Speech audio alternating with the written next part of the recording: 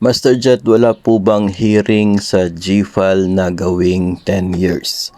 Actually, hanggang sa ngayon ay wala po, no?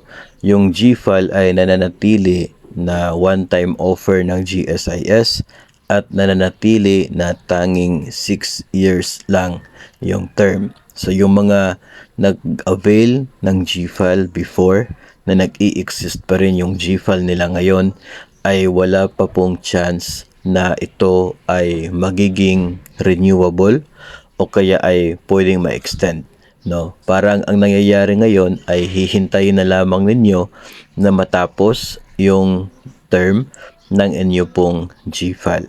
So, yun po yung sistema pagdating sa GSIS, Financial Assistance Loan or GFAL na na-offer po nila before. Malinaw naman yan from the very beginning na talagang ito pong GFAL ay one-time offer at not non-renewable. So kaya siguro ay hindi rin nagpaplano yung GSIS for that purpose at pwedeng ibang uri ng loan yung maging offer, no, na medyo related sa GFAL. Pero so far, yung GFAL mismo in itself, yung iba ginawa po nila ay pina-buyout sa ibang mga bangko para ito ay parang para na rin nag-renew sila, no. Parang yung nangyayari ay parang related doon sa pagre-renew.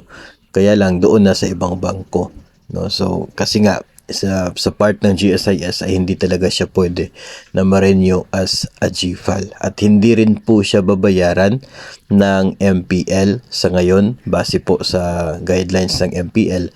Hindi rin po nila kasali sa binabayaran yung GFAL. So parang nandyan lang talaga siya until the end of the loan term.